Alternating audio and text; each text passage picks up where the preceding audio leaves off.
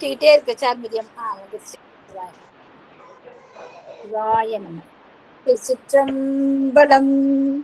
தென்னாடுடைய சிவனே போற்றி, எந்நாட்டவர்க்கும் இறைவா போற்றி, காவாய் கனகத்திரளே போற்றி, கைலை மலையானே போற்றி போற்றி, அருள்மிகு உண்ணாமலை சமேத அண்ணாமலையார் திருவடிகள் போற்றி போற்றி, திருத்தணி முருகப் பெருமான் மலரடிகள் போற்றி போற்றி, அருள்மிகு சிவகாமி அம்பாள் சமேத அருள் ஜோதிநாதனே திருவடிகள் போற்றி போற்றி, அனைத்து அடியார்களுக்கும் திருவடி வணக்கம். குருவாழ்க, குருவே சரணம். தெளிவு குருவின் திருமேனி காண்டல், தெளிவு குருவின் திருநாமம் செப்பல், தெளிவு குருவின் திருவார்த்தை கேட்டல், தெளிவு குரு ஒரு சிந்தித்தல் தானே, தெளிவு குரு ஒரு சிந்தித்தல் தானே. திருச்சிற்றம்பலம். ஐயா, நீங்களே விநாயகர் பாடல் பாடி ஆரம்பிக்கலாம் ஐயா. திருச்சிற்றம்பலம். தில்லையம்பலம்.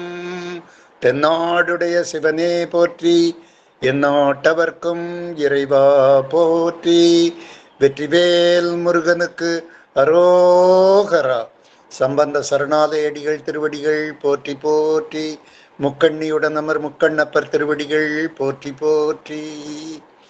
ஐந்து கரத்தனை யானை முகத்தினை, இந்தி நிளம் பிறை போலும் எயிற்றினை, நந்தி மகந்தனை ஞான கொழுந்தினை, புந்தியில் வைத்தடி போற்றுகின்றோமே. சிவா திருச்சிற்றம்பலம். வேலுண்டு வினையில்லை குழுமத்தின் இணைந்திருக்கக்கூடிய ஆன்மீக பெருமக்கள் அனைவருக்கும் என்னுடைய இன்றைய இனிய காலை வணக்கங்களை மகிழ்ச்சியுடன் புலனாக்கிக் கொள்ளுகின்றேன்.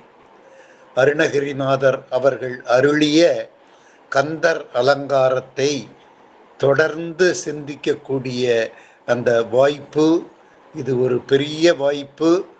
இந்த அரிய வாய்ப்பு முருகப்பெருமானுடைய திருக்கருணையினாலே நம் அனைவருக்கும் அமைந்திருக்கின்றது. இதை ஏதோ ஒரு பொழுதுபோக்கு சம்பவமாக நாம் கருதாமல் ஆன்மீக உணர்வுடன், அழுத்தமான ஆழமான சிந்தனை உணர்வுகளுடன் இந்த நிகழ்ச்சியை நாம் பகிர்ந்து கொள்ள வேண்டும் என்று நான் பிரியப்பட்டு, இன்றைக்கு நாம் சிந்திக்கக்கூடிய பாடல்கள் 27, 28, 29, 30 ஆகிய 4 பாடல்கள் வழியாக அருணகிரிநாதர் தந்திருக்கக்கூடிய, அருளியிருக்கக்கூடிய அற்புதமான கருத்துக்களை நம்ம சிந்திப்பதற்கு நமக்கு வாய்ப்பு அமைந்திருக்கின்றது என்று கூறிக்கொள்ளுகின்றேன். அருணகிரிநாதருடைய சிறப்பை பற்றி ஓரிரு வார்த்தைகள் கூற வேண்டும் என்று சொன்னால், அவர் பெருமை மிக்க மனிதர், மனிதருள் மாணிக்கமாக திகழ்ந்தவர். மனிதன் என்பவன் தெய்வமாக மாறலாம் என்கின்ற அந்த வாக்கிற்கு ஒரு உதாரண புருஷனாக திகழ்ந்தவர். மனித வாழ்க்கை நம்மை போல ஒரு சாதாரண மனிதராகத்தான் பிறந்தார், வளர்ந்தார். ஆனால் முருகப்பெருமான் மீது அளவற்ற பாசமும் கருணையும் நேசமும் பக்தியும் கொண்ட காரணத்தினால, முழு அளவுல பக்தி கொண்ட காரணத்தினால, அதுதான் மிக முக்கியம். நமக்கும் அவருக்கும் உள்ள வித்தியாசம் அதுதான். நம்ம அரகுர பக்தியாக நம்ம இருக்கிறோம். ஆனா அருணகிரிநாதர் தன்னுடைய வாழ்க்கையே அர்ப்பணித்து முருகப்பெருமானுடைய கருணைக்கு முழுவதும் பாத்திரமாக இருக்க வேண்டும் என்கின்ற நிலையை அவர் எட்டிய காரணத்தினால்தான் அவர் மனிதன் என்பவன் தெய்வமாகலாம், தெய்வமே ஆகிட்டார். இன்றைக்கு நம்ம கபாலீஸ்வரர் ஆலயம் போன்ற ஆலயங்களுக்கெல்லாம் செல்லுகின்ற பொழுது வடபழனி முருகப்பெருமானுடைய ஆலயத்திலும் நாம் பார்க்கிறோம். அருணகிரிநாதர் சிலை வடிவிலே, தெய்வ வடிவிலே சிலையாக அவர் காட்சியளிப்பதை பார்க்கிறோம். தெய்வமாகவே ஆகியிருக்கக்கூடிய அந்த நிலையை எட்டியிருக்கிறது எல்லாம் நம்ம பார்க்கிறோம். அவர் வாழ்க்கையில விரக்தியாக இருந்தார். விலை மகளினுடைய ஆசைகளுக்கு விலை போகிவிட்டார். துன்பத்தில் உழன்றார்.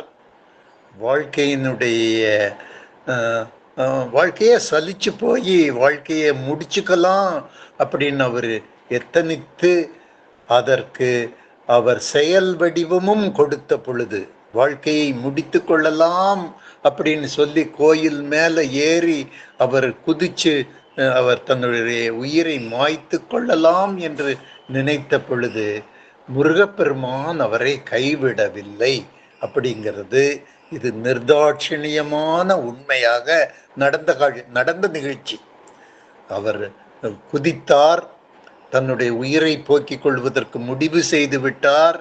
இனிமேலும் இந்த வையத்தில் வாழ வேண்டிய அவசியமில்லை என்று அவர் நினைத்தார். ஆனால் முருகப்பெருமான் அவரை காப்பாற்றினார். அதுதான் தெய்வம் அப்படிங்கிறது. இறைவன் கொடுக்க நினைப்பதை அதை நிராகரிப்பதற்கும் மறுப்பதற்கும் எந்த சக்தியாலும் முடியாது என்கின்ற கருத்தை வலியுறுத்துவதற்கு அருணகிரிநாதர் வாழ்விலே நிகழ்ந்த இந்த சந்தர்ப்பம் ஒரு அற்புதமான சந்தர்ப்பம். இறைவன் அவரை உயிர்ப்பித்தார், காப்பாற்றினார். அவருடைய நாவிலே இறை ஞாமத்தை எழுதினார், ஓதினார். முதல் வரி எடுத்து கொடுத்தார், பாடு பாடு, இனிமேல் என்னை புகழ்ந்து பாடிக்கொண்டே இரு, பாடும் பணியே பணியாய் அருள்வாய் என்று முருகப்பெருமான் மனமுவந்து ஆசீர்வாதம் செய்து இந்த மனிதருக்கு அந்த தெய்வ நிலையை எட்டுகின்ற அளவிற்கு முருகப்பெருமான் கருணை புரிந்திருக்கிறார். இதுதான் முருகப்பெருமான். முருகப்பெருமான நம்ம நினைக்கிறோம், துதிக்கிறோம், வணங்குகின்றோம், போற்றுகின்றோம், புகழுகின்றோம் அப்படின்னு சொன்னோம்னா இது சாதாரணமான செயல் இல்லை. இதற்கு பாக்கியம் பெற்றவர்களே இந்த செயலை நிறைவேற்ற முடியும். அருணகிரிநாதர் போன்றவர்களுடைய வழியை ஒற்றி நடப்பதற்கு நம்மை போன்ற சகலர்களுக்கும் இந்த புண்ணியம் அமைந்திருக்கின்றது என்றுதான் நான் கருதுகிறேன். இன்றைய சிந்தனை வடிவத்திற்கு நாம் வருகின்ற பொழுது, சென்ற அமர்விலே பாடல்களை நாம் பார்த்த பொழுது அருணகிரிநாதர் ஒரு இளமை வேகத்திலே இருப்பதாக நம்ம பார்த்தோம். உதாரணத்திற்கு சொல்ல வேண்டும் என்று சொன்னால், அவரை நோக்கி யம தர்மராசா தண்டாயுதத்தோடும் திரிசூலத்தோடும் பயமுறுத்துகின்ற பார்வையோடும் ஆவேசத்தோடும் அவன் வருகின்ற பொழுது அருணகிரிநாதர் சற்றும் பயப்படாமல் வாடா என்று எதிர்கொண்டு நின்ற ஒரு காட்சியை நம்ம சென்ற வாரத்தில் பார்த்தோம். வாடா, உன்னை நான் கீழே போட்டு முதிக்கிறேன்டா, உன்னை நான் விடமாட்டேன்டா, என்னடா உயிரிவா நீ கவுவதற்கு கவருவதற்கு வருகிறாய், உன்னை நான் கவருவதற்கு தயாராக இருக்கிறேன் அப்படின்னு. அது இளமை முறுக்கு, நெஞ்சில் அவ்வளவு தூரம் பலம், உரம், இளமை வேகம், ஆவேசத்தோடு கூடிய காட்சியை நாம் சென்ற அமர்விலே நிகழ்ந்த அந்த பாடல்கள் வழியாகவெல்லாம் நம்ம விளக்கமாக பார்த்தோம். இந்த அமர்விலே வருகின்ற அந்த 4 பாடல்களிலும் அருணகிரிநாதர் ஒரு பக்குவப்பட்ட ஆன்மாவாக, அனுபவம் மிக்க மனிதராக, ஆன்மீக உணர்வு பெற்றவராக, முருகப்பெருமானுடைய கருணைக்கு பரிபூர்ண பாத்திரம் ஆனவராக நம்ம இந்த 4 பாடல்களிலும் இன்றைக்கு நம்ம சிந்திக்கக்கூடிய இந்த 4 பாடல்கள் வழியாகவும் முருகப்பெருமான் ஒரு அவருடைய அனுபவ முத்திரைகளை ஆங்காங்கே பதித்து காட்டியிருக்கின்றார் என்பதை நம்ம இன்றைக்கு நம்ம பார்க்கின்ற பாடல்கள் வழியாக நம்ம பார்க்கின்றோம். அவருடைய உடலும் பக்குவமாகிவிட்டது. இந்த உடல் பக்குவமானாதான் மனப்பக்குவம் வரும். இப்ப நம்மெல்லாம் அந்த நிலையில் இருக்கிறதுனால்தான் இந்த பாடல்களை எல்லாம் சிந்திக்கக்கூடிய ஒரு பண்பாடும் பயன்பாடும் நம்மளுக்கு ஏற்பட்டு இருக்கிறது. அந்த இளமை வேகம் இருக்கின்ற பொழுது இதையெல்லாம் இவ்வளவு நுட்பமாக ஆழமாக சிந்திக்கக்கூடிய ஒரு மனப்பக்குவம் வராது. அருணகிரிநாதர் அந்த சென்ற அமர்விலே சொல்லுகின்ற பொழுது, வாடா நான் உன்னைய போட்டு மிதிக்கிறேன், கொல்றேன், அடிக்கிறேன், வீழ்த்துறேன் அப்படின்னு எல்லாம் சொல்லக்கூடியது அந்த இளம வேகம். இன்றைய பாடல்கள் வழியாக நம்ம பார்க்கின்ற அருணகிரிநாதர் வேதல் சென்ற வாரம் நம்ம சிந்தித்த அருணகிரிநாதர் நிலை வேறாக இருப்பதை நம்ம கண்கூடாக உணரலாம். இன்றைய பாடல் வழியாக நம்ம பார்க்கின்ற பொழுது அருணகிரிநாதர் உடலும் பக்குவப்பட்டிருக்கிறது, மனமும் தெளிந்த நிலையில் இருக்கிறது, மனமும் பக்குவம் அடைந்த நிலையில இருக்கிறது. பக்குவ மனமுடைய மனிதராக அருணகிரிநாதரை இன்றைக்கு பார்க்கக்கூடிய அற்புதமான ஒரு சந்தர்ப்பம் நமக்கு அமைந்திருக்கிறது. அதனால்தான் சொல்றாரு, யமன் வர்றான், யமதூதன் வர்றான். எப்படி யமராஜா தன்னுடைய தூதுவர்களோடும் பிரம்மன் எழுதி கொடுத்த ஓலையும் கையில வச்சு, ரெக்கார்டையும் கையில வச்சுட்டு வர்றான். இவனுக்கு இன்றையோட ஆயுள் பரிபந்தரம், உலக வாழ்க்கை முடியுது, இவன் கணக்க முடிச்சு இவனை இழுத்துட்டு போகணும் அப்படின்னு சொல்லி யம தர்மராசன் ஓலையோடும் தூதரோடும் வருகின்ற பொழுது, முருகப்பெருமானே நீதான்ப்பா துணை இருக்கணும் அப்படின்னு இன்றைய பாடல்ல அருணகிரிநாதர் சொல்றார். சென்ற அமர்வுல சொன்னாரு, யமன் வருகின்ற பொழுது யாரையும் அவரு துணைக்கு கூப்பிடல, வாட நானே உன்னை சின்ன பின்னப்படுத்துறேன்னு சொன்ன அருணகிரிநாதர் இன்றைய பாடல்ல சொல்றாரு, முருகப்பெருமானே நீ துணை இருக்க வேண்டும், எனக்கு பயமாக இருக்கின்றது, நான் அஞ்சிக்கைப்படுகின்றேன். யமன் ஓலையோடு வருகின்றான், அவன் தனியாக வராமல் தூதரோடு வருகின்றான், நான் திண்டாடி போய் நிற்கின்றேன், என்னை திண்டாட்டத்திற்கு உட்படுத்தி விடாதே முருகா, நீதான் எனக்கு பக்கபலமாக இருக்க வேண்டும் என்று பக்குவப்பட்ட நிலையில பேசுகின்ற அருணகிரிநாதரை நம்ம இன்றைக்கு பார்க்கிறோம்.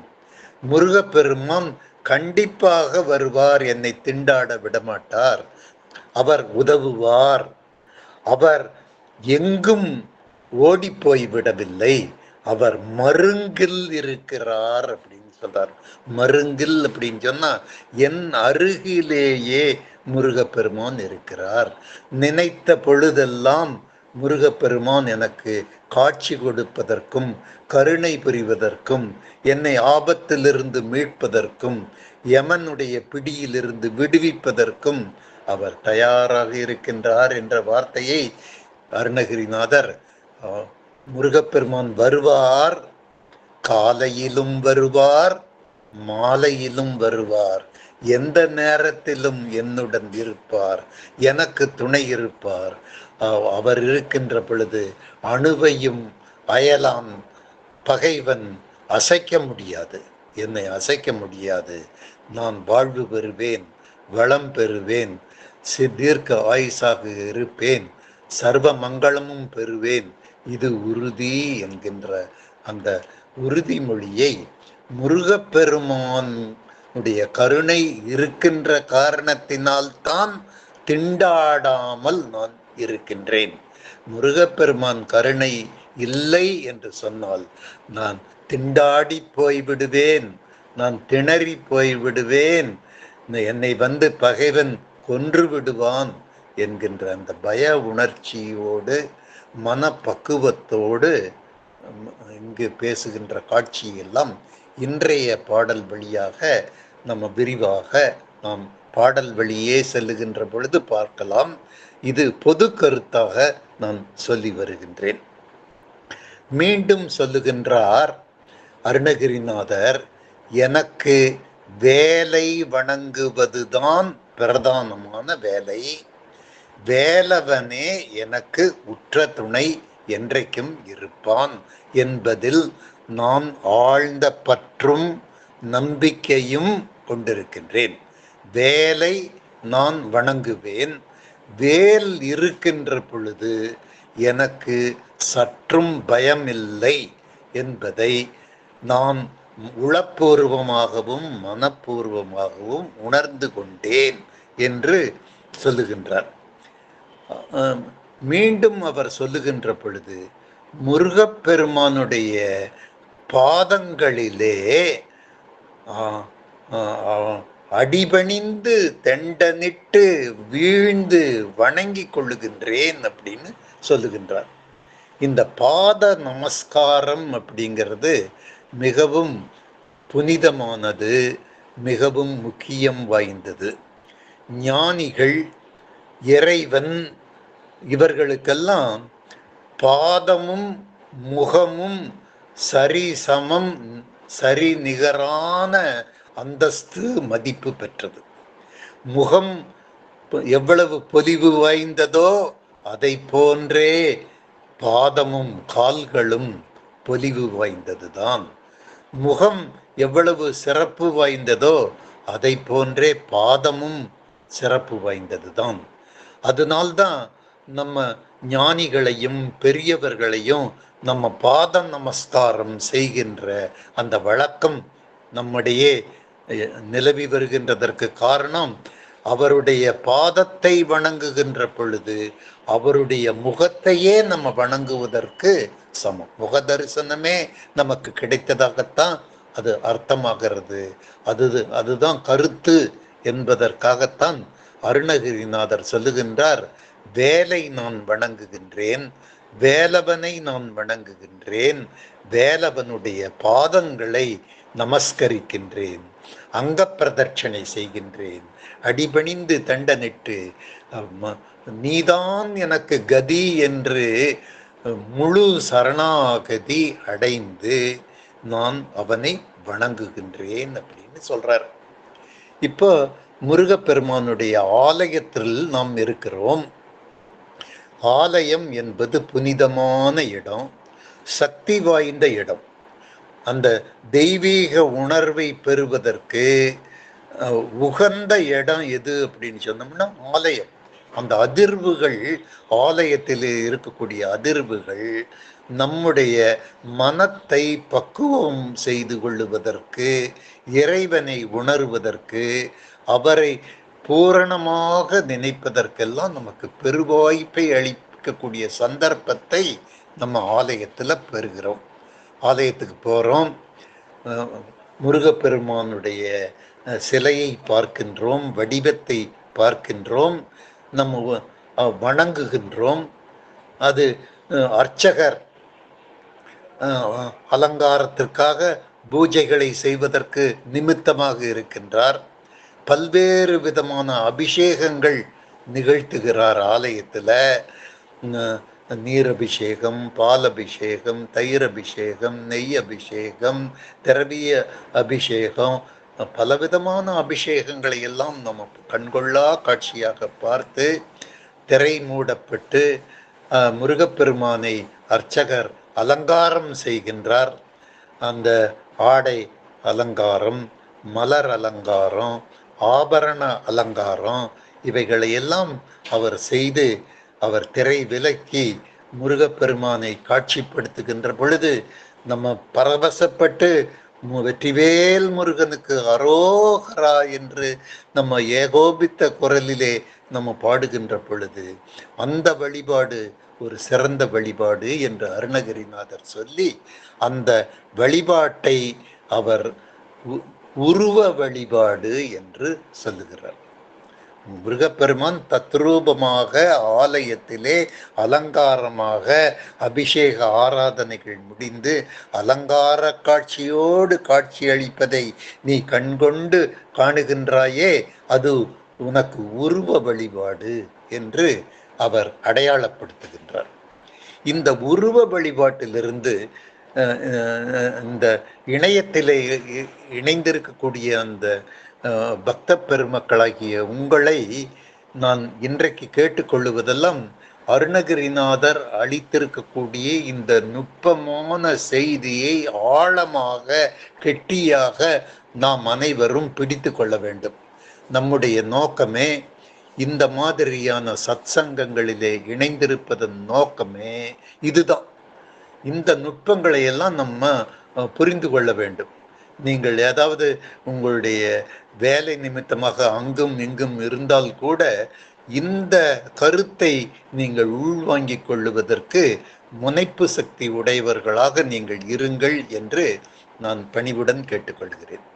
இப்போ உருவ வழிபாடு நம்ம ஆலயத்துல நம்ம பரிபூர்ணமாக கண்டு கொண்டோம். அருணகிரிநாதர் சொல்லுகின்றார், அத்தோடு நாம் நிறுத்தி விடாமல் நம்மைய மேல எடுத்துட்டு போறதுக்கு தான் இது ஒரு அருமையான சந்தர்ப்பம். இந்த ஆலய வழிபாடுங்கிறது அது அற்புதமான ஆனந்தமான பரவசமான சந்தர்ப்பம். எதுக்கு? இறைவை உணர்வு, இறைநிலையை அடைவதற்கும் ஞான நிலையை அடைவதற்கும் பக்தியின் உச்சக்கட்டத்துக்கு போவதற்கும் இது ஒரு அற்புதமான சந்தர்ப்பம். ஆகவே உருவமாக கண்ட இறைவனை அருவமாக உணர்வதற்கு நீ முயற்சி செய்ய வேண்டும். அருவமாக பார்க்கின்ற அந்த நிலையை நீ எட்டிவிட்டாய் என்று சொன்னால் முருகப்பெருமானோடு ஐக்கியமாக கூடிய அந்த நிலை உனக்கு ஏற்படும். அதுதான் ஆலயத்திற்கு போகின்ற நோக்கம். நம்ம ஆலயத்தின் வழிபாட்டினுடைய அவசியம் அதெல்லாமே இந்த உருவ வழிபாட்டோட நம்ம நிறுத்திட்டு அப்புறம் நம்ம காரிய காரணங்களுக்கெல்லாம் நம்ம வந்துடுறோம். உலகாயுதத்துக்கு நம்ம வந்துடுறோம். உலக பிரச்சனைகள் நம்மளைய அவசரமா நம்மளைய வெளியில மணி 10:30 ஆகி போச்சு, நம்ம அந்த வேலைக்கு போகணும், இந்த வேலைக்கு போகணும், ஆஃபீஸை பார்க்கணும், பிள்ளை பார்க்கணும் அப்படிங்கிற உலகாயுத பணிகளுக்கு நம்ம அந்த உருவ வழிபாட்டோடு நம்ம வந்துடுறோம். அங்கே ஃபுல் ஸ்டாப் வச்சிடறோம். அருணகிரிநாதர் அறிவுறுத்துகிறார், அன்பனே அந்த இடத்தில் நீ ஃபுல் ஸ்டாப் வைத்து விடாதே, நிறுத்த குறியீட்டை நிறுத்தி விடாதே, அங்கிருந்து உன்னுடைய பயணத்தை தொடர். நீ தொடர்ந்து உருவமாக கண்ட அந்த பெருமானை அருவமாக உன்னுடைய உள் உணர்விலே, உன்னுடைய மனத்தின் ஆழத்திலே, உன்னுடைய மனத்தின் உச்சியிலே முருகப்பெருமான் வந்து நெற்றியினுடைய நடு பொட்டிலே வந்து முருகப்பெருமான் உனக்கு நிலை இருக்க வேண்டும். அதுதான் அருவ காட்சி அப்படின்னு சொல்றது. அந்த அருவத்தை நீ உணர்ந்து விட்டாய் என்று சொன்னால் பரம்பொருளை நீ அடைந்து விட்டாய் என்று அர்த்தம் என்று சொல்லுகிறார். இந்த நிலைய மனத்துல வேணும். எப்படிப்பா பார்த்தீங்கன்னா உருவத்துல பார்த்ததை வேணா நம்ம ஷேர் பண்ணிக்கலாம், பகிர்ந்து கொள்ளலாம் கருத்து மூலமாக. அருவத்துல நான் உணர்ந்தேங்கிறத மனசுல இருக்குது. அருவத்துல பார்த்தது என் மனசுல அப்படியே படம் மாதிரி, என்னுடைய மனசுல நிழல் படம் போல, புகைப்படம் போல இருக்குது. ஆனா அதை நான் வெளியில சொல்ல முடியுமா? சொல்ல முடியாது. மனத்தால நான் உணர்கிறேன், அதை வார்த்தையினாலே வெளியே சொல்ல முடியாத நிலை. வார்த்தையினாலும் சொல்ல முடியாது, அது செயலிலும் செய்து காட்ட முடியாது. மனம் உணர்கிறது, மனம் பக்குவப்பட்டு விட்டது. நான் ஞான நிலையை உணர்கின்றேன், பரவசத்தில் நான் இருக்கின்றேன், முருகனை நான் அருவமாக கண்டுகொண்டேன் ஆனந்தப்படுகின்றேன். அதை நீ எனக்கு சொல்லுப்பா அப்படின்னு சொன்னேன்னா மனத்துல எனக்கு நல்ல தெளிவா இருக்குதுப்பா, ஆனா அதை வார்த்தையில கொண்டு வர முடியாதப்பா, அதை செயல்ல நிகழ்த்தி காட்ட முடியாதப்பா. அது ஒரு ஏகாந்த நிலையப்பா, அது ஒரு ஞான நிலை, அது ஒரு புற உலகத்தை நீட்ட நிலை, நான் நிர்மலமாக இருக்கக்கூடிய நிலை என்றெல்லாம் அருணகிரிநாதர் புலப்படுத்தி, அன்பர் பெருமக்களே, இந்த ஆனந்தத்தை நான் உணர்ந்தேன், நான் பருகினேன், முருகனை முற்றுமாக நான் உணர்ந்தேன், நீங்களும் அந்த நிலையை அடைய வேண்டும் என்று அருணகிரிநாதர் ஒரு பக்குவப்பட்ட ஆன்மாக வகை இன்றைய சூழ்நிலையில இன்றைய அமர்வின் வாயிலாக இருக்கக்கூடிய அந்த பாடல்கள் வழியாக மிக அற்புதமாக இந்த காட்சியை எனக்கு மிகவும் பரவசமாக சொல்லக்கூடிய இந்த பாடல் அமைந்திருக்கின்றது என்று உங்களோடு பகிர்ந்து கொள்வதிலே நான் மற்றற்ற மகிழ்ச்சி அடைகின்றேன். நான் உணர்ந்த இந்த பரவச நிலைய நீங்களும் உணர வேண்டும். நம்மளை மேல எடுத்துட்டு போகக்கூடிய அந்த பயிற்சியை உருவமாக பார்த்த இறைவனை அருவமாக உணர்வதற்கு நாளும் நாளும் சிந்தனை செய்ய வேண்டும். இந்த கந்தர் அலங்கார பாடல்கள் நமக்கு ஏணிப்படிகள் மாதிரி இருந்து நமக்கு உதவி செய்கின்றன. அந்த படிகளில் ஏறி ஏறி அந்த அருவ நிலையை அடைவதற்கு நம்ம முயற்சி செய்ய வேண்டும் என்கின்ற ஒரு கருத்தை உங்களோடு பகிர்ந்து கொள்ளுகின்றேன். மீண்டும் அருணகிரிநாதர் நம்மோடு பேசுகின்ற பொழுது, அன்பர்களே, நான் கலங்காத சித்தம் பெற்றிருக்கின்றேன், நான் உளப்பூர்வமாக நான் திட நிலையிலே நான் இருக்கிறேன். அதற்கு எல்லாம் என்ன காரணம் அப்படின்னு நீங்க கேட்டீங்கன்னா, நான் உளப்பூர்வமாக திடமான நிலையில் இருக்கிறேன், பக்தி பரவசத்தோடு இருக்கிறேன், எனக்கு சகல சம்பத்தும் இருப்பதாக நான் உணர்கின்றேன், எனக்கு எந்த ஒரு குறைவும் இல்லாத நிலையில் நான் இருக்கிறேன். இதற்கு என்ன காரணம் அப்படின்னு சொன்னா, கடத்தில் குறத்தி பிரான் திருவருள் துணை. இது ஒண்ணுதான்ப்பா.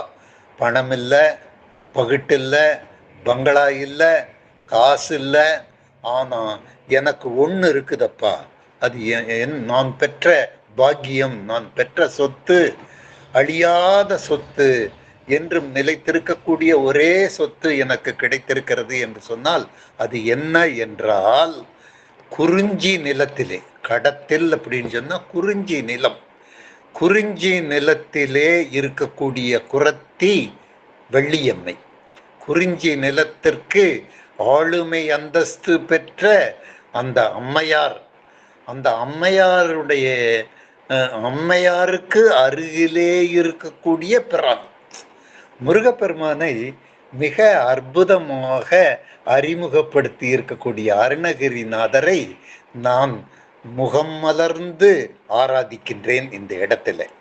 அந்த பெண்ணிற்கு அவர் கொடுத்திருக்கக்கூடிய அங்கீகாரத்தை நினைந்து நினைந்து நான் மிக மகிழ்கின்றேன். முருகப்பெருமான் யாரு அப்படின்னு சொன்னோம்னா, கடத்தில் குறத்தி பிரான் அப்படின்னு சொல்றார். இப்ப நம்ம பேச்சு வழக்குல கூட நம்ம இந்த யதார்த்த நிலையை நம்ம பார்க்கிறோம். வள்ளியம்மாளுடைய கணவர் அப்படின்னு சொல்லுவாங்க, மரகதத்துடைய கணவர் அப்படின்னு சொல்லுவாங்க, புஷ்பத்தினுடைய கணவர் அப்படின்னு அந்த பெண்களை முன்னிலைப்படுத்தி ஆண்களை அறிமுகப்படுத்துகின்ற அந்த பண்பாடு, அந்த பெண் எங்கெங்கெல்லாம் முன்னிலைப்படுத்துகின்றாளோ அங்கெல்லாம் முன்னேற்றம் முனைந்து நிற்கின்றது, செயல்படுகின்றது என்பது ஆதாரபூர்வமான கருத்து என்பதை இந்த இடத்திலே இன்றைய பாடல் வழியாக நம்ம பார்க்க போகின்றோம். அருணகிரிநாதர் மிகவும் அற்புதமாக சொல்லுகின்றார், பிரானுடைய அருள் எனக்கு இருக்கிறது.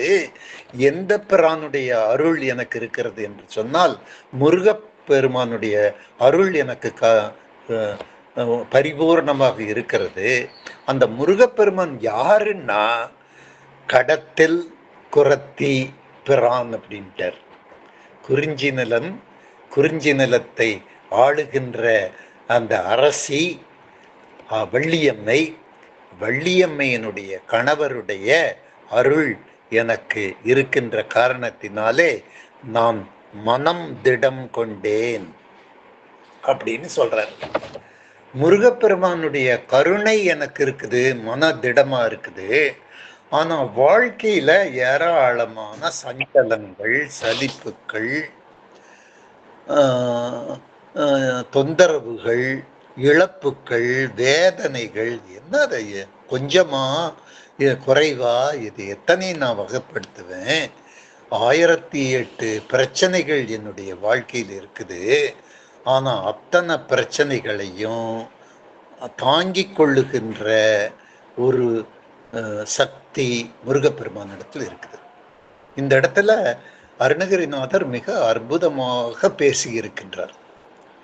என்ன பேசியிருக்கிறார்னா, முருகப்பெருமானுடைய கருணை அப்படிங்கிறது ஒரு தெப்பம் மாதிரி இருக்கு. தெப்பம்னா ஓடம் அல்லது படகு அப்படின்னு சொல்றோம். நம்ம வாழ்க்கை பிரச்சனைகள் எல்லாம் கடல் மாதிரி. நான் இப்ப வார்த்தைகள்ல சஞ்சலம் என்று சொன்னேன், சலிப்பு என்று சொன்னேன், வேதனை என்று சொன்னேன், இழப்பு என்று சொன்னேன், கொஞ்சம் தான் சொன்னேன். ஆனா அருணகிரிநாதர் நமக்கு இருக்கக்கூடிய குறைகளை எல்லாம் எவ்வளவு அளவுன்னு சொல்றாருன்னா, இது கடலளவு நம்மளுக்கு பிரச்சனை இருக்குது. இந்த கடலளவு பிரச்சனைய நான் கடக்கிறதுக்கு, நான் ரொம்ப சௌரியமா கடந்து போறதுக்கு முருகப்பெருமானுடைய கருணை தெப்பமாக வருகிறது, படகாக இருக்குது. நான் மிக சௌரியமாக அது மேல ஏறிட்டேன், நான் நீந்திட்டு போறேன், நான் கடந்துட்டேன் அப்படின்னு முருகப்பெருமானை நினைந்து அருணகிரிநாதர் சொல்லி இருக்கக்கூடிய அந்த இடம் ரொம்ப அற்புதமான இடம். அருணகிரிநாதர் சொல்லுகின்றார், நான் என்னுடைய இளம வாழ்க்கை ரொம்ப மோசமான வாழ்க்கை, தடம் மாறிட்டேன், நான் புலம் பெயர்ந்துட்டேன், நான் மனச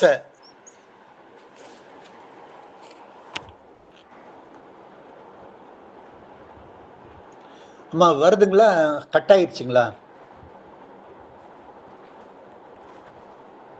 வருதுங்கய்யா வருதுங்கய்யா வருதுங்கய்யா. வருதுங்களா? நல்லா வருது. ரைட்டுங்க.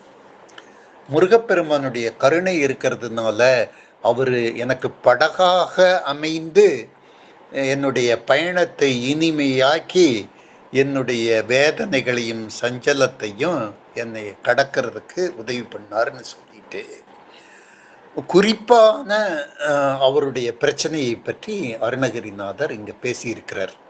ரொம்ப நுட்பமா பேசியிருக்கிறாரு, ரொம்ப அற்புதமா பேசியிருக்கிறாரு.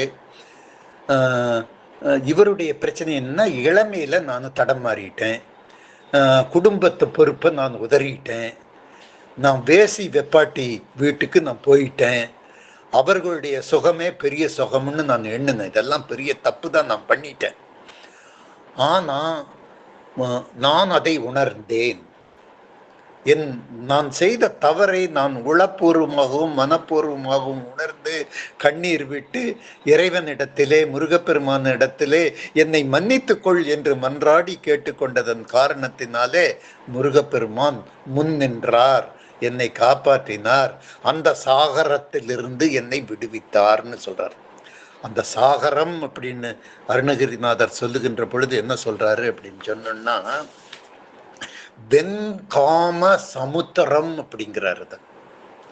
இவர் அந்த விலை மாதர் இடத்துல விலை போகி அவர்களே சுகம், அவர்களே கதி, அவர்கள் கொடுக்கும் இன்பமே சிற்றின்பமே பேரின்பம் அப்படின்னு இருந்தத அருணகிரிநாதர் சொல்றாரு, வெண்காம, வெண் அப்படின்னா வெம்மை மிகுந்தது அந்த காமம், அந்த காம கிளத்தியரோடு நான் இருந்தது, அது ஒரு சமுத்திரம், அந்த சமுத்திரத்துல போய் மூழ்குனா எவனும் வெளியில வர முடியாது, அது ஆழமா போயிட வேண்டியதுதான். அப்படி நான் இருந்தவனை என்னை பிடிச்சி இழுத்துக்கிட்டு வந்தாரு வெளியில, எனக்கு ஓடத்தையும் கொடுத்தாரு. நீ சௌரியமாக பயணம் செய்யடா, இந்த காம சமுத்திரத்திலிருந்து நீ நீந்தி கழிப்பதற்கு, நீ நீந்துவதற்கும் நீ விடுதலை ஆவதற்கும் உற்ற துணையாக இருக்கிறேன் அப்படின்னு முருகப்பெருமான் சொன்னாரு அப்படிங்கிற கருத்தை மிக அற்புதமாக இன்றைக்கு சிந்திப்பதற்கு வாய்ப்பு நமக்கு அமைந்திருக்கின்றது. இன்னும் ஒரே ஒரு கருத்தை நான் உங்களிடத்திலே பகிர்ந்து கொண்டு அப்புறம் பாடல் வழியாக, இன்றைக்கு நான் சொன்ன அந்த கருத்துக்களை எல்லாம் நீங்கள் மனதில் வச்சிட்டிங்கனாலே பாடல்கள் ரொம்ப மிக சுலபமாக நமக்கு, பாடல் அனுபவங்கள் நமக்கு மிக சுலபமாக இருக்கக்கூடிய ஒரு தெளிவு நமக்கு இன்றைக்கு கிடைக்கும். இறுதியான அருணகிரிநாதர் சொல்ற கருத்து ரொம்ப அற்புதமான கருத்து. இன்றைய இளைஞர், அருணகிரிநாதர் பக்குவப்பட்ட நிலையில் இருக்கிறார். இன்றைய 4 பாடல்கள் நிலையிலையும் நம்ம பார்க்கின்ற பொழுது பக்குவப்பட்ட நிலையில உள்ள அருணகிரிநாதரை நம்ம பார்த்துட்டே வர்றோம். அந்த பக்குவப்பட்ட அருணகிரிநாதர் இன்றைய இளைஞர்களை பார்த்து பேசுறார். இளைஞர்களை பார்த்து நாமும் இளைஞர்களை பார்க்கிறோம். அருணகிரிநாதர் மாதிரி நம்மளும் இன்றைய இளைஞர்களை பார்க்கிறோம். இளைஞர்கள் புதை குழியிலே ஆழமாக அன்றாடம் போய்கொண்டிருக்கக்கூடிய அந்த சோக நிகழ்ச்சியை நாம் பார்த்து நம்ம மனம் நொந்து போய் இருக்கிறோம். அவர்கள் இடத்தில் இல்லாத கெட்ட பழக்கங்களே இல்லை என்று சொல்லக்கூடியது. மது கடுமையாக இருக்கின்றார்கள், போதைக்கு அடிமையாக இருக்கின்றார்கள், அந்த புகை பிடிக்கின்றார்கள், என்னென்னமோ கெட்ட பழக்கங்களுக்கெல்லாம் உள்ளாகி போய் இருக்கக்கூடிய அந்த இளைய சமுதாயத்தை அருணகிரிநாதர் பார்த்து, நீங்கள் உருப்பட வேண்டும், நீங்கள் முன்னேற வேண்டும், நீங்கள் தான் நாளைய உலகை நிர்மாணிக்கக்கூடிய சிற்பிகளாக விளங்கக்கூடியவர்கள், உங்கள் கையில் தான் உலகம் இருக்கின்றது என்று வீர துறவி விவேகானந்தர் இளைஞர்களுக்கு அறிவுரை பகர்ந்ததை போல அருணகிரிநாதரும் அறிவுரை பகருகின்ற காட்சியை இன்றைக்கு நம்ம பார்க்கிறோம். அவர் சொல்லுகிறார், டே என்னடா இது, இப்படி நீ கெட்டு போய் கிடக்கிறையாடா அப்படின்னு இளைஞர்களை பார்த்து சொல்றார். எப்ப பார்த்தாலும் நீ பெண்கள் எங்க இருக்கிறாங்க அப்படின்னு தேடிட்டே போயிட்டே இருக்கிறியாடா, அவங்களுடைய பார்வையிலேயே நீ மயங்கி போயிட்டியாடா, அவங்க பேசுகின்ற வார்த்தைகளே உனக்கு சொர்க்க வார்த்தைகளாக தெரியுதாடா, பால் என்பது மொழியாக இருக்குதேடா உனக்கு அப்படின்னு அருணகிரிநாதர் இளைஞர்களை பார்த்து சொல்றார். அவர்களுடைய மொழியில் நீ மயங்கி கிடக்கிறாய், அவர்களுடைய பாதங்களை பார்த்து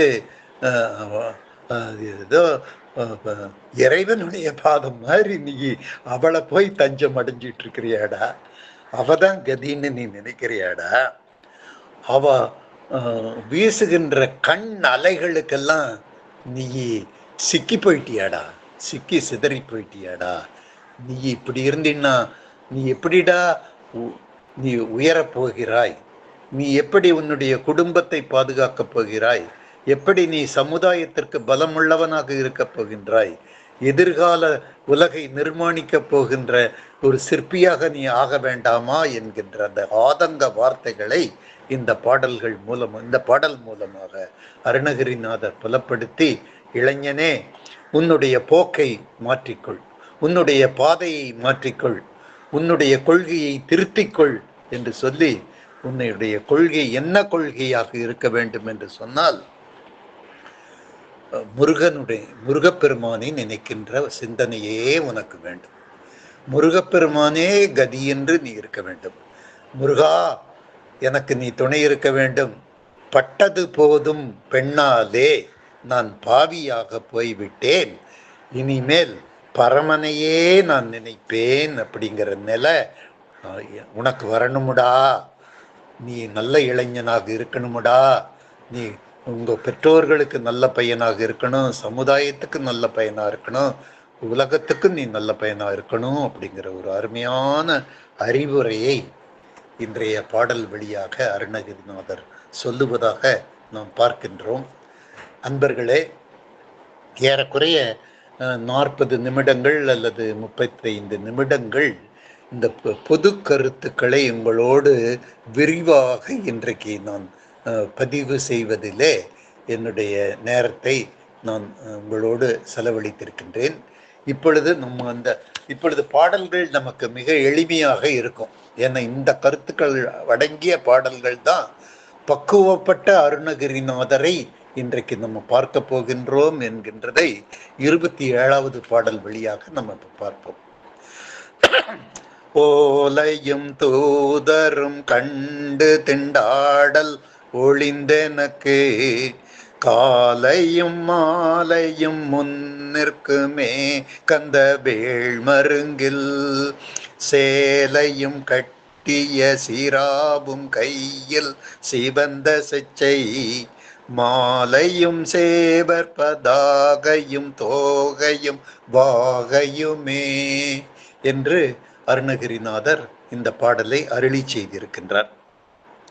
இந்த பாடல்ல இந்த 2வது வரியில இறைவன் முருகப்பெருமான் தூரத்தில் இல்ல, மருங்கில் இருக்கிறார், என்னுடைய அருகில் இருக்கிறார்.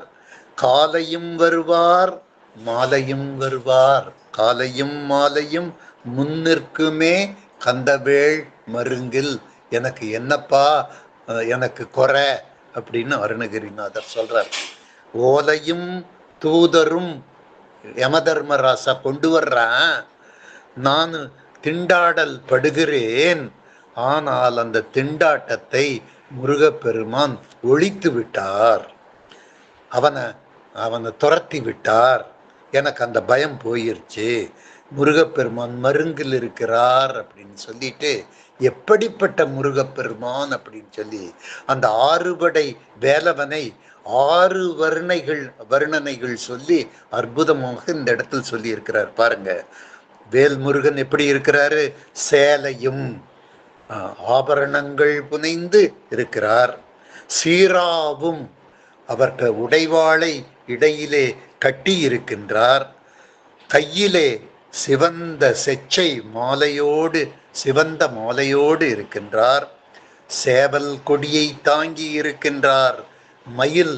வாகனத்தில் இருக்கின்ற தோகை என்றால் மயில் வாகனத்தில் இருக்கிறார், வாகை என்று சொன்னால் நாம் வெற்றி வாகை சூடுவதற்கு விழுத்துணையாக முருகப்பெருமான் இருக்கின்றார் என்கின்ற ஒரு அற்புத காட்சியை இந்த பாடல் வழியாக பக்குவப்பட்ட ஆன்மாவாக அருணகிரிநாதர் விளங்கி நமக்கெல்லாம் தெளிவுபடுத்துகின்றார்.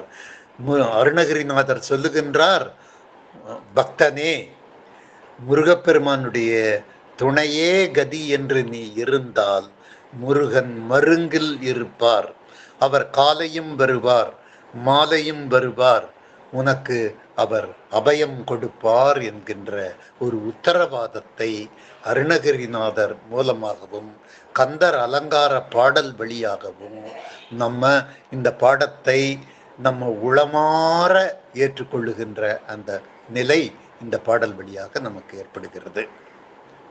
28 வேலே விளங்கு கையான் செய்ய தாளினில் வீழ்ந்திரஞ்சி, மாலே கொளையுங்கண் காண்பதல்லால் மன வாக்கு செய்ய, ஆலே அடைதற்கு அரிதாய் அருபுரு வாகி ஒன்று போலே இருக்கும் பொருளை எவ்வாறு புகழ்வதுவே என்று இந்த 2வது பாடலை இன்றைய சிந்தனையில நமக்கு முத்தாய்ப்பு பாடலாக விளங்குவது இந்த பாடல் என்று நான் கருதுகிறேன். அதனால் தான் நான் விரிவுரையாக பொதுவுரையாக சொல்லுகின்ற பொழுதும் நீங்கள் அங்கும் இங்கும் ஏதாவது கவனக்குறைவாக இருந்தால் கூட நீங்கள் கவனம் உன்னிப்பாக இந்த நிகழ்ச்சியை நீங்கள் சற்று சிந்தித்து பாருங்கள் என்று நான் பணிவாக உங்களிடத்தில் அதனால்தான் நான் கூறிட்டேன். இந்த பாடல் மிக சிறப்பான பாடல். வேலே விளங்கு கையான், அப்படிதான் நம்ம எடுத்துக்கணும். கை யான் இல்லை, முருகப்பெருமான் யாரு, வேலே விளங்கு கையான், எந்நேரமும் வேலோடு இருக்கிறார், அவர் வீரத்தோடு இருக்கின்றார், நம்மை எல்லாம் காத்து ரட்சிப்பதற்காக காத்து கொண்டிருக்கின்றார் என்கின்ற பொருளில் தான் வேலே விலங்கு கையானாக முருகப்பெருமான் இருக்கிறார். அவருடைய செய்ய தாளினில் வீழ்ந்து இறைஞ்சினேன். அவருடைய பாதங்களே நான் பணிந்து, நான் வீழ்ந்து அடிபணிந்து தெண்டனிட்டு அவர் பாத நமஸ்காரம் செய்து முருகனை வணங்கினேன். வேலே விலங்கு கையான் செய்ய தாளினில், தாளினில்ன பாதங்களில், சிவந்த பாதங்களில் நான் வீழ்ந்து இறைஞ்சி, நான் வீழ்ந்தேன், அவரை இறைஞ்சினேன், வணங்கினேன். மாலே கொள, இறைஞ்சின உடனே எனக்கு என்ன கிடைச்சதுன்னா மார்க்கம் வந்துருச்சு. மால்னா மார்க்கம், எனக்கு வழி பிறந்துருச்சு. துன்பத்தில் துவண்டு கொண்டிருந்த எனக்கு முருகப்பெருமான் மார்க்கத்தை அமைத்து கொடுத்தார். இந்த மார்க்கத்தை இங்கு காண்பதல்லால் மன வாக்கு செயலாலே அடைவதற்கு அரிதாய் அருவு உருவு ஆகி ஒன்று போலிருக்கும். முருகப்பெருமான் முதல்ல உருவமா காட்சியளித்தார் அப்படிங்கிறது எல்லாம் என்னுடைய பொது கருத்திலே உங்களுக்கு நான் விளக்கமாக எடுத்து காட்டினேன். முருகப்பெருமான் உருவமாக காட்சியளிக்கிறார்.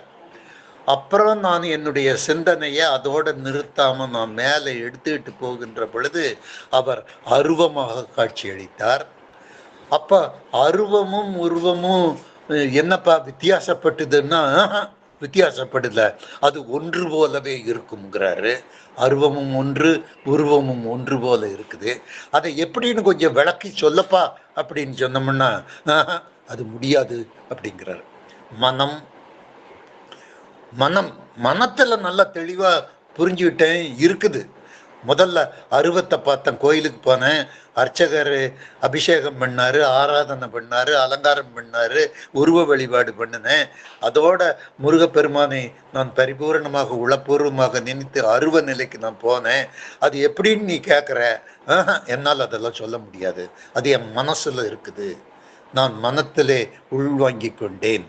அந்த கருணை கிருபாகரனை நான் உளமாற உணர்ந்து கொண்டேன். நான் ஞானம் பெற்று விட்டேன். அதை என்னால மனசுல இருக்குது.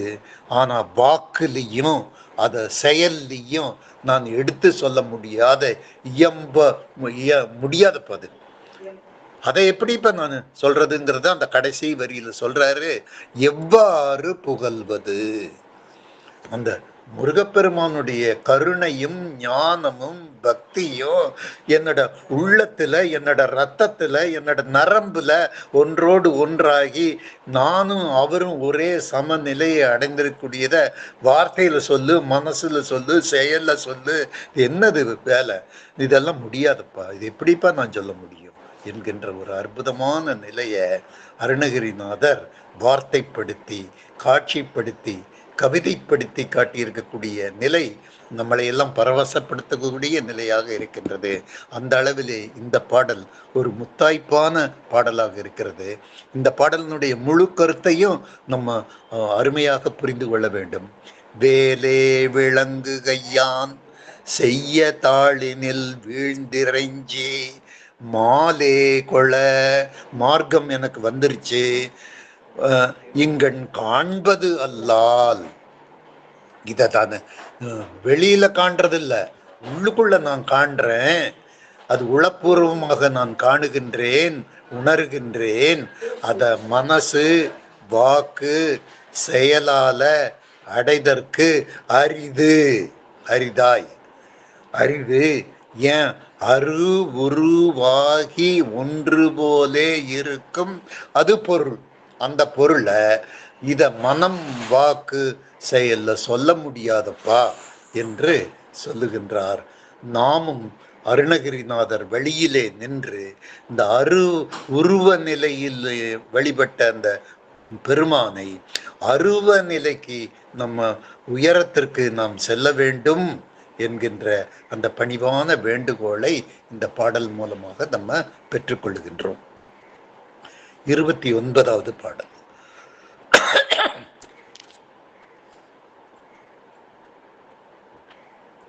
கடத்தில் குரத்தி பிரானருளால் கலங்காத சித்த திடத்தில் புனையன யான் கடந்தேன் சித்திரமாத ரல்குல் படத்தில் கழுத்தில் பழுத்த செவ்வாயில் பனையிலுந்தி தடத்தில் தனத்தில் கிடக்கும் வெங்காம சமுத்திரமே என்ற இந்த பாடல் அமைந்திருக்கிறது. இந்த பாடல்ல அருணகிரிநாதரை நம்ம ஒரு ஆன்மீக ஞானியாக பார்த்து வருகின்றோம் இதுகாரம். இந்த பாடல்ல அவர் ஒரு செம்மையான ஒரு இலக்கிய கர்த்தாவாக, இதெல்லாமே பக்தி இலக்கியம், கந்தர் அலங்காரம் அப்படிங்கிறது பக்தி மார்க்கமான ஒரு இலக்கியம். இந்த இலக்கியவாதியினுடைய நோக்கம் என்னவென்று சொன்னால் படிப்பினை ஏற்படுத்துவது. நான் கெட்டு போயிட்டேன், நான் இந்த வழியில போனேன், கெட்டு போனேன், இதே வழியில நீயும் விழுந்துடாதீடா, நீ நல்ல வழியில போ, நீ உயர்வு நிலைக்கு நீ வரணும் அப்படிங்கிற ஒரு பாடத்தை இலக்கியம் படிக்கிறோம் அப்படின்னு சொன்னோம்னா, இலக்கியத்தினுடைய நோக்கமே என்னன்னா நம்முடைய வாழ்க்கையை நம்ம உயரமாக எடுத்துக்கொள்வதற்கும், நம்முடைய வாழ்க்கையிலே நம்ம செய்து கொண்டிருக்கக்கூடிய அந்த தீமையான காரியங்களிலிருந்து விலகி நற்சிந்தனை நற்காரியம் உடையவர்களாக நம்மை ஆக்கிக்கொள்ள வேண்டும் என்கின்ற படிப்பினையை நிகழ்த்தி காட்டுகின்ற ஒரு ஆசிரியராக, ஆசானாக இலக்கிய கர்த்தா விளங்குகின்றார். அருணகிரிநாதர் இந்த பாடல் வழியாக ஒரு ஆசானாக நம்மளுக்கு திகழ்கிறார். அடே, நான் கீழே விழுந்துட்டேன்டா, நான் இந்த வெங்காம சமுத்திரத்தில் நான் விழுந்துட்டேன்டா, நான் கெட்டு போயிட்டேன், நான் உருப்படாம போயிட்டேன், நீயே உருப்பட வேணும், நீ நல்ல வழியில இந்த மாதிரி இதுல சிக்கிறாதீடா, இதுல சிக்குனின்னு வச்சுக்க, இது ஒரு பெரிய கடல், ஏதோ எனக்கு கடவுளுடைய கிருபை இருந்ததுனால அவர் எனக்கு தெப்பத்தை கொடுத்தாரு, நான் அதுல மிதந்தேன், அதை நான் கரை கடந்துட்டேன், ஆனா எல்லாத்துக்கும் அந்த சந்தர்ப்பம் அமையாதுடா, இந்த வெங்காம சமுத்திரத்தில் நீ விழுந்துராதீடா அப்படிங்கிற ஒரு பெரிய அறிவுரையை இந்த பாடல் வழியாக அருணகிரிநாதர் நிகழ்த்தி காட்டியிருக்கிறார். அத இந்த வெங்காம சமுத்திரம்னு அப்படியே மேலோட்டமா சொல்லிட்டு போறதுக்கு அவருக்கு விருப்பம் இல்லாம, அவர் அந்த விலை மாதர்களுடைய அந்த அவர்கள் செய்கின்ற அந்த கவர்ச்சிகளை எல்லாம் இங்கே காட்சிப்படுத்தி காட்டியிருக்கின்றார் அருணகிரிநாதர். அந்த விலை மாதர்கள் எப்படியெல்லாம் நம்மளுடைய கவனத்தை நம்ம ஈர்ப்பு செய்வார்கள், எப்படியெல்லாம் நம்ம நல்லா போகலாம், நல்லா திருந்திக்கலாம்னு நம்ம நினைச்சோம்னாலும் அவளுக்கு அந்த விலை மாதர்கள் வேசிகள் அவங்க நம்மளை விடமாட்டாங்க அப்படிங்கிறத அருணகிரிநாதர் ஒரு பெரிய எச்சரிக்கை பாடத்தை இந்த பாடல் வழியாக காட்டியிருக்கின்றார். நம்ம அதையெல்லாம் இப்போ பார்க்கலாமுங்க. கடத்தில் குரத்தி பிரானருளால் கலங்காத சித்த திடம், ரொம்ப அழகா சொல்லிட்டார். எனக்கு இன்னைக்கு சித்த திடம் அமைஞ்சு போச்சு, நான் இன்றைக்கு ரொம்ப ஆன்ம பலம் நான் பெற்றிருக்கிறேன், முருகப்பெருமானுடைய பரிபூரண கிருபை எனக்கு வந்துருச்சு. அதுக்கு காரணம் யாரு? கடத்தில் குரத்தி. அது பாருங்க, பெண்மையை எவ்வளவு முன்னிலைப்படுத்தி காட்டி இருக்கிறாருன்னு பாருங்க. குறிஞ்சி நிலத்திலே அரசியாக வீற்றிருக்கக்கூடிய நிலை பெற்றிருக்கக்கூடிய குரத்தி நிலையிலே இருக்கக்கூடிய வள்ளியம்மையினுடைய பிரானுடைய கருணையினாலே கலங்காத சித்தம் திடம் ஆகியது அப்படின்னு ரொம்ப அற்புதமாக வள்ளியம்மைக்கு அந்த அது என்னன்னு சொல்றது, நம்ம எப்படி இனிஷியல் போட்டுக்கிறோமோ, நம்ம அப்பாவுடைய பேரை முன்னிலைப்படுத்தி நம்ம இனிஷியல் போட்டுக் கொள்ளுகின்றோமோ, அதுபோல முருகப்பெருமானுக்கு விலாசமே யார் மூலமா வருதுன்னா வள்ளியம்மை மூலம்தான் வருகிறது அப்படிங்கிறத அது இந்த காட்சியை நான் மிகவும் அருமையான காட்சியாக கருதுகின்றேன். உங்களோடு இதை பகிர்ந்து கொள்வதிலும் நான் பரமானந்தம் கொள்ளுகின்றேன். கடத்தில் குரத்தி பிரானருளால் கலங்காத சித்த திடத்தில் நான் இருக்கிறேன். அந்த திடத்தில் இருக்கிறவனுக்கு புனை என, புனைங்கிறது தான் இந்த இடத்துல படகு, தெப்பம். அவர் யாரு? நான் இந்த சித்தத்துல தெளிவா இருக்கிறேன், திடமா இருக்கிறேன், நம்பிக்கையா இருக்கிறேன், அதுக்கெல்லாம் என்னால ஒண்ணும் இல்லை, என் செயல்ல ஒண்ணும் இல்லை, நான் ஒண்ணுமே இல்லை. எனக்கு துணை நின்றது யாருன்னா முருகப்பெருமான். முருகப்பெருமான் எப்படி வந்தாரு? புனையாக வந்தார். அவர் படகோட வந்து, டேய் பெரிய கடல்ரா, சிக்கிறதிடா, உன்னை நான் காப்பாத்துறேன்டா, நீ கடந்துடுறா அப்படின்னு எனக்கு அவர் வந்தார் ஐயா அப்படின்னு அருணகிரிநாதர் ரொம்ப வெளிப்படையாக அப்பட்டமாக இந்த இடத்தில் சொல்லுகிறார். புனையென கடந்தேன். எதை கடந்தேன் அப்படிங்கிறது தான் அவர் அந்த விலை மாதர்கள் எப்படியெல்லாம் கவர்ச்சி பண்ணுகிறார்கள் என்பதை, இதை நம்ம ஆபாசம் என்று எடுத்துக்கொள்ளக்கூடாது. அருணகிரிநாதர் பட்ட வேதனையை இந்த இடத்துல அவ்வளவு அழகாக, இந்த விலை மாதர்கள் இடத்துல யாருமே சிக்கி கொள்ளக்கூடாது, வேதனைப்பட்டு கொள்ளக்கூடாது அப்படின்னு அந்த சமுதாயத்திற்கு அறிவுரை பகர்கின்ற ஆசானாக, ஆசிரியனாக இந்த இடத்தில் இருக்கிறார் என்றுதான் நம்ம கருதணுமே ஒழிய அவர் விரசமாக சொல்லி இருக்கிறார், அவர் ஆபாசமான கருத்துக்களை எல்லாம் சொல்லி இருக்கின்றார் என்று நம்ம எடுத்துக்கொள்ளக்கூடாது. பெண்கள் விலைமகளர், சித்திர மாதர். விலைமகளரை பற்றி சொல்லுகின்ற பொழுது அவங்கெல்லாம் ஜோடனை பண்ணிட்டு தழுக்கி குலுக்கி மினுக்கி நம்மளை எல்லாம் ஆடவர்களை கவர வருகிறார்கள் என்று சொல்லுகின்ற பொழுது அவர்கள் குடும்ப பெண்மணிகள் போல இல்லை, கற்பு பெண்மணிகள் போல அவர்கள் இல்லை, வள்ளியம்மையை போல அவர்கள் இல்லை. அவர்கள் எப்படி வருகிறார்கள் என்றால் சித்திர மாதர். அவர்களுடைய அல்குல், அவர்களுடைய பிறப்பு உறுப்பு கவர்ச்சி, பிறப்புறுப்பால் அவர்கள் கவருவதற்கு முயற்சி செய்கின்றார்கள். என்னென்னத்தை எல்லாம் அவர்கள் காட்டி என்னை வஞ்சக வலைக்குள்ளவர்கள் வீழ்த்துகின்றார்கள் என்பதை உங்களிடத்திலே நான் சொல்லி வேதனைப்பட்டு கொள்ளுகின்றேன். நீங்கள் இந்த தடத்திற்கு வந்து விடாதீர்கள். சித்திர மாதர் அல்குல் படத்தில் ஒன்று, அவர்கள் கழுத்து, அவர்கள் சங்கு கழுத்து அப்படிங்கிறாங்க. அவர்களுடைய கழுத்து ஒரு வசீகரமான ஒரு அவயவம். கழுத்தால் கவரப்படுகின்ற இளைஞர்கள் 1000 பேர். அவர்கள் கழுத்தில் பழுத்த செவ்வாயில் சிவந்த உதடுகள், வசீகரம் மிக்க கவர்ச்சி வெண்ணுகின்ற ஆடவர்களை கவர்ந்து இழுக்கக்கூடிய உடல் உதடுகள், பனையிலுந்தி தடத்தில் அவர்கள் மூங்கில் போன்று வலிமை மிகுந்த தோள்கள், அவருடைய தோள்கள் வலிமை மிகுந்த தோள்கள், அந்த தோள்களும் கவர்ச்சி, அவர்களும் கவர்ச்சி. அவர்கள் அதன் மூலமாக கவருவதற்கு எத்தனிக்கின்றார்கள், முயற்சிக்கின்றார்கள். இறுதியாக தனத்தில் அவர்கள் மார்பகங்களை காட்டி மயக்குவதற்கு முயற்சி செய்கின்றார்களே. ஆடவர்களே, இளைஞர்களே, நான் வீழ்ந்தேன், என்னை முருகப்பெருமான் இந்த வெங்காம சமுத்திரத்திலிருந்து அவர் படகை கொண்டு வந்தார், ஏறிக்கொள்ளடா என்று சொன்னார், ஆணையிட்டார். படகில் ஏறினேன், பயணம் செய்தேன், அந்த சமுத்திரத்திலிருந்து நீந்தி வந்தேன். நான் உங்களுக்கு எச்சரிக்கின்றேன், நீங்கள் இந்த கடலுக்குள் விழுந்து விடாதீர்கள் என்பதுதான் இந்த பாட்டினுடைய பொருள்.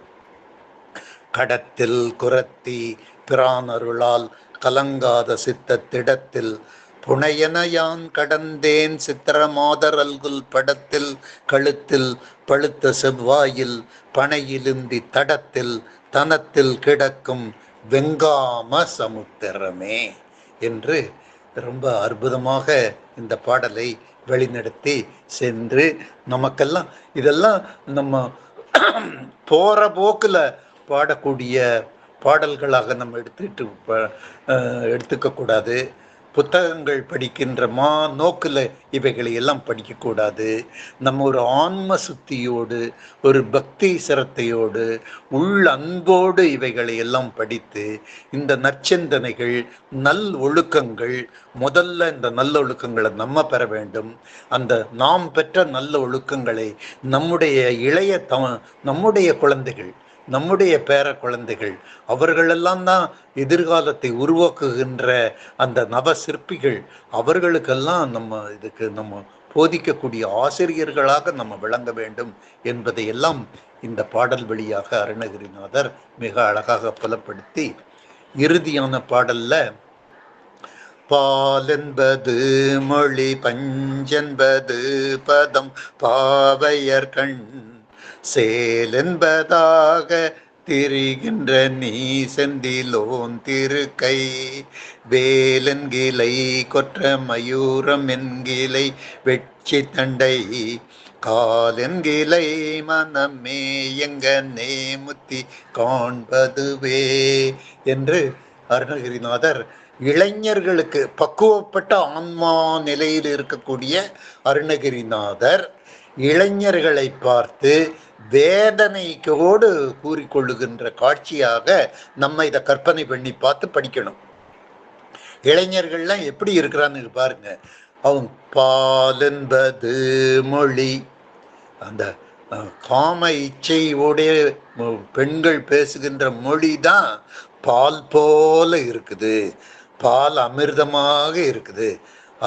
அவங்க அம்மா அவனுக்கு அறிவுரை கூறுறாங்க, அது அவனுக்கு நஞ்சு மாதிரி இருக்குது. அது காலத்தின் கொடுமை, அவனுடைய நிலை அந்த மாதிரி இருக்குது. டேய் விழுந்துராதேடா அப்படின்னு அருணகிரிநாதர் எச்சரிக்கக்கூடிய வார்த்தைகள் தான் இந்த வார்த்தைகள். பால் என்பது மொழி என்கின்றாய், பஞ்சென்பது பதம், அவளுடைய பாதத்தை பார்த்து மயங்கி போனேயாடா, பஞ்சு மாதிரி இருக்குது அப்படின்னு சொல்லி வர்ணனை பண்ணி நீ அதுக்கு 1 மணி நேரம் பேசுறியாடா. அவளுடைய கண்ணு மீன் போன்ற கண்களாக இருக்கின்றது என்று அதுல மயங்கி போய் திரியிறியேடா. திரிகின்ற நீ இளைஞனே, இப்படி நீ வீழ்ந்து போய் இருக்கிறாயே, விலைமாதருடைய கைப்பாவையாக நீ ஆகிவிட்டாயே, உன்னை பார்த்து எச்சரிக்கின்றேன். நீ உன்னுடைய தடத்தை மாற்றிக்கொள், உன்னுடைய கொள்கையை மாற்றிக்கொள். இன்றிலிருந்து நீ விலைமாதனுடைய பாதம் அருமையான பாதம், கண்கள் மீன் போன்ற கண்கள், அவளுடைய பேச்சு ஆஹா தேன் போன்ற பேச்சாக இருக்கிறது, பால் போன்ற பேச்சாக இருக்குது அப்படின்னு ஆரவாரம் பண்ணாதீடா, நீ மாத்திக்கடா. யாருடைய கொள்கை சிறந்த கொள்கை, யாருடைய வழி சிறந்த வழி என்று சொன்னால் எம்பெருமான் முருகப்பெருமானை கைக்கொள், அவர்தான் உனக்கு துணை. அவர் சொல்லுகிறார், செந்திலோன் திருக்கை வேல் என்கிளை. டேய் நீ இதுவரைக்கும் சொல்லலீடா, இனிமேல் சொல்லுடா. என்ன சொல்லணும்? செந்திலோன், செந்தில் வேலவனாக இருக்கக்கூடிய திருக்கை வேல், கொற்ற மயூரம், வெட்சி தண்டை கால், இதெல்லாம் தான் உனக்கு துணையா இருக்கணும். மயூரம் அப்படிங்கிறது மயில் வாகனம், முருகப்பெருமான் மயில் வாகனத்தில் இருக்கிறாரு. அவருடைய பாதம் வெட்சி மலரை ஓடு அலங்காரம் செய்கின்ற பாதமாக செய்யப்பட்ட பாதமாக இருக்கிறது. அத நீ நினைடா அப்படிங்கிறது. எதை நினைக்கணும்? செந்திலோன் திருக்கைவேல், கொற்ற மயூரம், வெட்சி தண்டை கால், இவைகளை பரிபூர்ணமாக நினைந்து வழிபடு, போற்று. நீ அதையெல்லாம் செய்யல, அதனால நான் உன்னைய வெறுக்கிறேன். இளைஞனே, உன்னுடைய தடத்தையும் உன்னுடைய பாதையையும் உன்னுடைய கொள்கையும் மாத்தினா தான் முக்தி கிடைக்கும். நீ இருக்கக்கூடிய இன்றைக்கு இருக்கக்கூடிய இந்த பிரசன்ட் ஸ்டேட்டஸ்ல உனக்கு முக்தி கிடைக்காது, முக்தி காண்பது அரிது. ஆகவே உன்னுடைய தடத்தையும் உன்னுடைய கொள்கையும் மாற்றிக்கொள் என்று சொல்லுகின்ற பாட்டாக இந்த பாடலை நாம் எடுத்துக்கொள்ள வேண்டும். பால் என்பது மொழி, பஞ்சென்பது பதம், பாவையர்கண் சேல் என்பதாக திரிகின்றாய் நீ. உன்னை பார்த்து நான் சொல்லுகின்றேன், செந்திலோன் திருக்கைவேல் என்கிளை, கொற்றை மயூரம் என்கிளை, வெட்சித்தண்டை கால் என்கிளை, மனமே எங்கனே முக்தி காண்பது. எங்கடா போய் உனக்கு முக்திக்கு உனக்கும் வெகு தூரமா இருக்குதேடா என்று அருணகிரிநாதர் சொல்லுகின்ற வழியாக இந்த 4 பாடல்களையும் சிந்திக்கக்கூடிய ஒரு வாய்ப்பு நமக்கு இன்றைக்கு அமைந்திருக்கின்றது. இந்த 4 பாடல்களிலும் மிக முக்கியமான பாடல்கள். அருணகிரிநாதர் பக்குவப்பட்ட நிலையிலிருந்து சொல்லுகின்றதாக இந்த பாடல்களை நம்ம பார்க்கிறோம். இந்த பாடல்கள் நம்முடைய சிந்தையை குளிர்விக்க வேண்டும், நம்முடைய சிந்தையிலே நிலைத்து நிற்க வேண்டும். உருவமாக காட்சியளித்த முருகன் அருவமாக நமக்கு காட்சியளிக்க வேண்டும். அந்த அருவக் காட்சியை உணர்வதற்கு நம்முடைய மனத்தை நம்ம பக்குவப்படுத்தி கொள்ள வேண்டும். இந்த மாதிரியான இந்த வேலுண்டு வினையில்லை என்கின்ற அந்த குழுமத்தின் வாயிலாக இது நமக்கு வழிகாட்டுகின்றது. இந்த குழுமம் நமக்கு வழிகாட்டி நம்மை அழைத்து செல்லுகின்றது. அந்த குழுமத்துக்கும் அந்த குழுமத்தை இயக்குகின்ற பெருமக்களுக்கும் என்னுடைய நெஞ்சார்ந்த நன்றியினை புலப்படுத்தி கொண்டு நாம் தொடருவோம், இந்த கந்தர் அலங்காரத்தில் பயணிப்போம் என்று கூறி இந்த வாய்ப்புக்கு நன்றி பகிர்ந்து முடித்துக் கொள்கின்றேன். நன்றி, வணக்கம்.